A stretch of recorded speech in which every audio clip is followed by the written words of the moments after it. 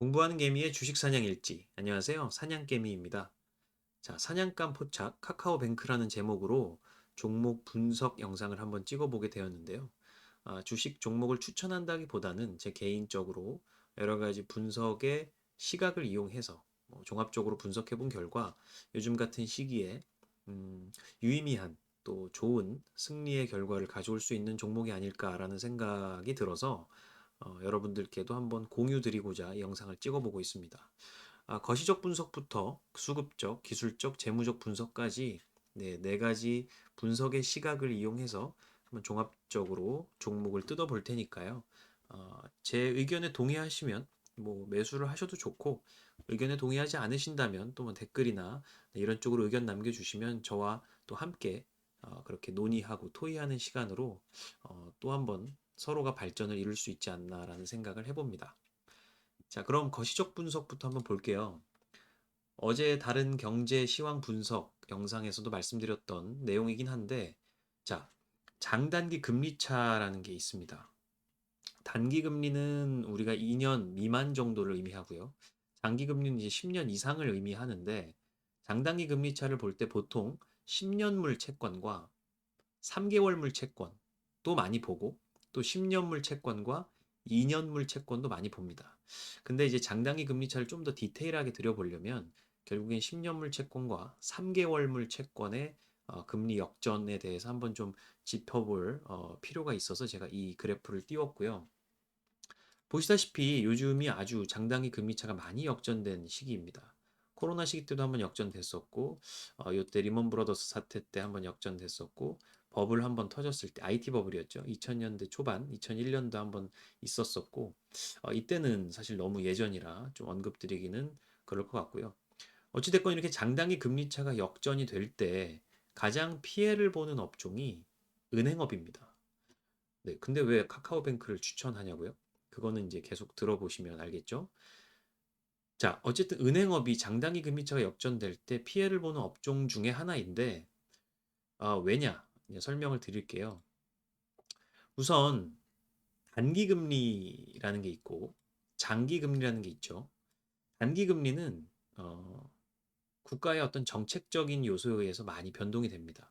지금처럼 연준이나 한국은행에서 금리를 많이 올리고자 할 때, 네, 거기에 연동돼서 금리가 팍팍팍 오르기 때문에 사실 원래는 높아야 되는 장기 금리보다 단기 금리가 더 많이 높아져서 그 장단기의 금리 차가 원래는 플러스여야 정상인 거지만 마이너스로 빠져나가는 순간, 네, 이런 순간이 역전됐다고 합니다.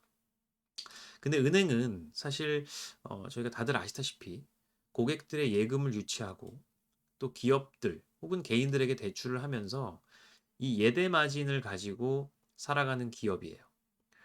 근데 거기서 이 예금이라는 부분은 단기 금리에 연동이 돼 있고 이 대출이라는 부분은 장기 금리에 연동이 됩니다. 뭐 쉽게 생각해 보세요. 저희가 예금은 뭐 적금, 예적금 같은 거 들 때 1년 만기 적금 뭐 이런 것들은 쉽게 찾아볼 수 있는데 10년 만기 적금 이런 거 쉽지 않습니다. 네, 언제든 돈을 또 빼서 써야 되는 일이 있기 때문에 개인들은. 근데 우리가 이제 대출을 받을 때 한번 생각해 보시죠. 집담보대출, 뭐 보통 10년 상환, 15년 상환, 20년 상환 많습니다. 기업들도 마찬가지로 대출 받을 때 긴 기간으로 대출 받고 계속 대출이 연장이 돼요. 자, 이것만 봐도 이 예금, 예적금 금리는 단기 금리이고, 그다음에 대출 금리는 장기 금리다. 이게 좀 이해가 되시죠? 자, 그럼 장단기 금리 차가 역전된 이와 같은 시기에는 은행은 어떨까요?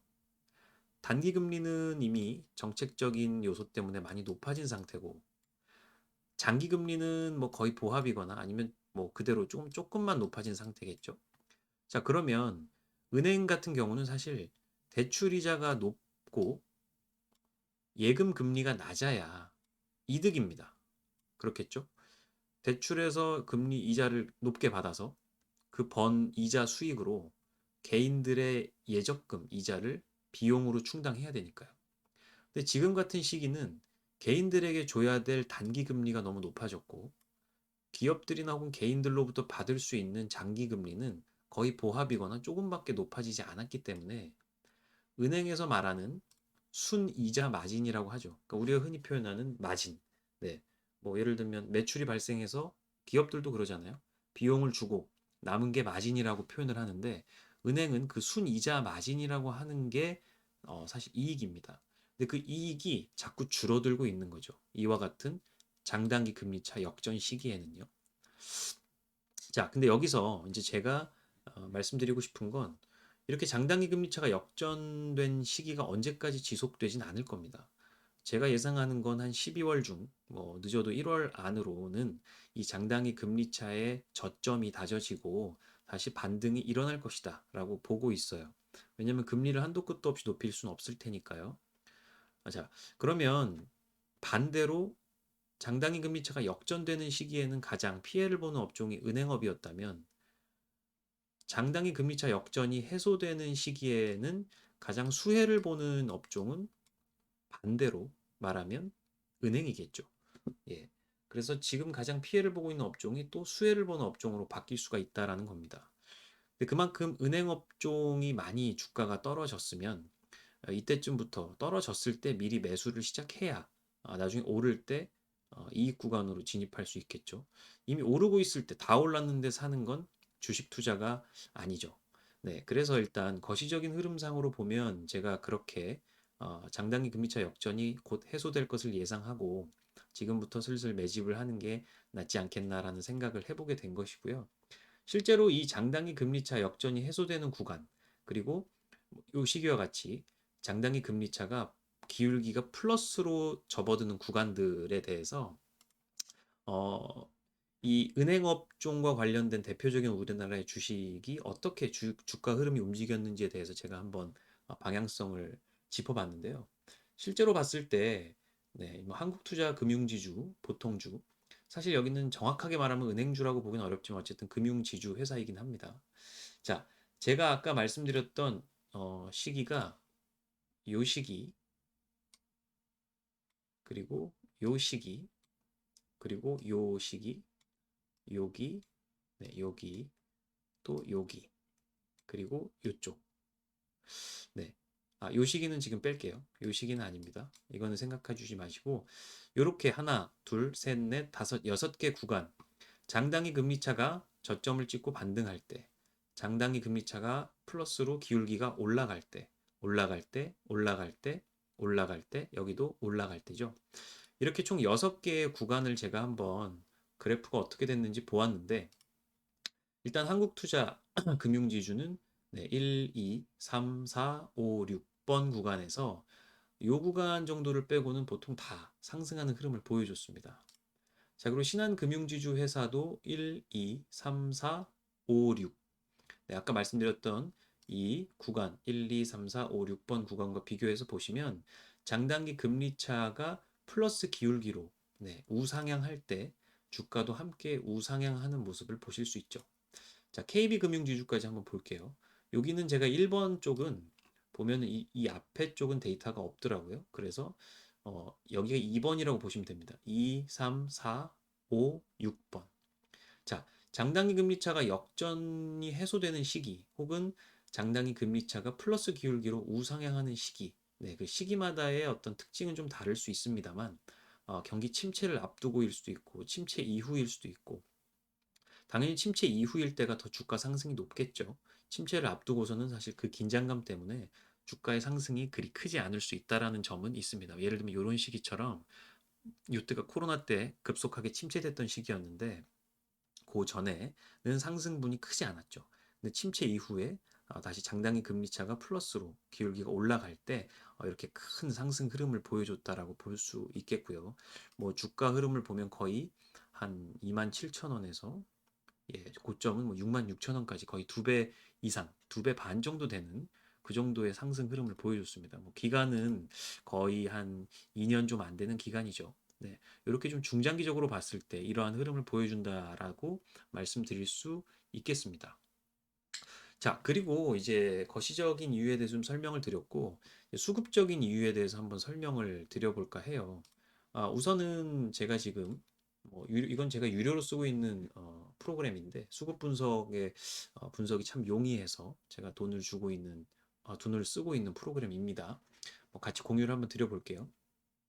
자, 우선 제가 첫 번째 영상에서도 말씀드렸던 것처럼 개미들은 이 수급에 대해서 꼭 알아야 된다라고 말씀을 드렸었죠. 그 수급에 대해서 간단하게 언급을 드려볼게요. 지금 세력합 그리고 외국인이 보이죠? 세력합이라는 건 외국인 투자자와 기관 투자자들을 모두 합친 게 세력합으로 표현이 됩니다. 여기 보면 이제 빨간색 선이고 여기 보면 보라색 선이 이제 외국인 투자자들의 수급 그래프인데 지금 요때 시점 한 10월 말쯤부터 외국인 투자자들과 세력들의 기관 투자자들의 매집이 엄청나게 시작되고 있어요. 근데 특히 여기서 저희가 집중해 봐야 될 것은 바로 이 구간입니다. 주가가 잠깐 조정을 받고 지금 다시 살짝 올라가고 있는 시기인데 요 3만 원대를 기준으로 지금 돌파를 시도하고 있어요. 근데 아직은 돌파하진 못했는데 요렇게 주가가 횡보하고 하는 시기에 외국인 투자자들과 기관 투자자들은 물량이 늘어나고 있죠. 이 물량은 다 어디서부터 온 걸까요? 다 개인부터 왔겠죠. 네. 개인들은 이 시기에 참지 못하고 이 물량을 던지고 있는 겁니다. 그러니까 당연히 세력들의 물량은 늘어나겠죠. 이렇게 개인들이 사실 물량이 털리는 수법이 비슷합니다. 외국인 투자자들과 기관 투자자들은 이런 식으로 한 번씩 주가의 흐름을 변동을 크게 주면서 여기에서 실망한 매물들 혹은 뭐 익절한 매물들일 수도 있고요. 아니면 이거 좀 무섭다. 이제 뭐 미리 탈출해야지라는 그러한 매물들을 요때 다 받아먹고 있는 겁니다. 그러니까 이 외국인 투자자들과 기관 투자자들은 당연히 평균 단가가 괜찮겠죠. 네, 그 평균 단가까지 한번 볼까요? 지금 보면 일단 외국인 투자자들은 근 한 4주 동안 계속 순매수를 이어가고 있습니다. 최근 들어 연기금까지 한 1, 2주 동안 순매수를 이어가고 있고요. 또 이제 한 달 기준으로 봤을 때는 26,700원, 26,800원 수준에서 지금 이 세력합들의 평균 단가 수준이 형성이 되어 있습니다. 뭐 외국인 투자자들이 한 27,000원 정도 되고 세력합이 26,818원 정도 되네요. 자, 지금 보면 오늘자 기준으로 카카오뱅크의 종가가 29,000원. 이건 어제자 종가군요. 예. 지금 이게 가격 업데이트를 한번 해야 되는데 안 돼 있어서 오늘은 조금 떨어졌습니다. 28,700원 정도로 알고 있는데, 네, 그 정도로 잠깐 떨어진 상황인데, 어찌됐건 외국인들과 기관들의 평균 단가보다는 지금 현재 가격이 높은 수준입니다. 그러니까 이때 매수를 지금 외국인 기관이 많이 하면서 평균 단가가 어느 정도 높아지긴 했지만, 그래도 지금 이 어떤 개인들이 개인들로부터 나온 물량을 많이 받아 먹었기 때문에 외인들은 지금 이익 구간이다라고 봐주시면 될 것 같고요. 자, 유의미한 가격대 지지선이 될 수도 있는 가격이죠. 저 평균 단가라고 했던 아까 26,800원 정도가 그 이하로 떨구기는 쉽지 않을 겁니다. 왜냐하면 많은 돈을 써서 이미 주가를 꽤나 부양해 놨기 때문에 조금의 뭐 이런 어떤 조정은 있을 수 있으나 26,800원대 이하로 그 가격을 떨구면서 본인들이 손실 구간으로 진입할까라는 것에 대해서는 뭐 상당히 저도 부정적이다. 그렇지 않을 것이다. 뭐 100%는 아니지만 그들도 하나의 사람 인간이기 때문에 그 이하로 떨어지는 것은 좋지 않다라고 표현을 해보고 싶습니다. 자, 여기까지 해서 이제 수급적 이유에 대해서 좀 설명을 드렸고요. 또 이제 기술적 이유에 대해서 한번 설명을 드려보면, 우선은 지금 카카오뱅크의 일봉상, 네, 요때 지금 이격도 침체가 많이 발생하고 있습니다. 네, 그리고 뭐 CCI 과매도도 좀 발생을 하고 있고요. 사실 CCI 과매도라고 하는 것은 주가의 어떤 평균과 현재 주가가 얼마나 이격되어 있는지 뭐 이런 것들에 대한 편차를 좀 표현하는 건데 그런 뭐 디테일한 내용은 여기서 다루지 않을 거고요. 어찌됐건 지금 보면 스토캐스틱도 골든 크로스가 나고 있고 현재 이격도도 많이 침체가 발생하고 있어서 이렇게 지금 매수의 적기다라는 매수 신호가 보조지표로 많이 형성이 되죠. 저는 이 키움증권 차트에서 이렇게 보조지표를 좀 이용해서 매수의 신호를 판단하곤 합니다. 요거는 설정을 하시면 이렇게 화살표가 나올 수 있거든요. 그래서 요것도 한번 참고해 보시길 바라겠고요. 자, 그리고 어찌됐건 이 매물대라는 것도 좀 중요한데 지금 여기에 매물이 많이 쌓여 있습니다. 요때 구간에 엄청 많은 사람들이 있다는 거죠. 그래서 여기 구간이 한 이제 3만 원대를 넘어서게 되면 3만 원대를 한 번 넘은 적이 있어요. 이날 11월 14일 날 3만 250원. 그 이후로 계속 떨어졌다가 지금 올라가면서 다시 한번 3만 원대를 좀 터치하려고 오늘 고가 29,500원까지 갔었네요.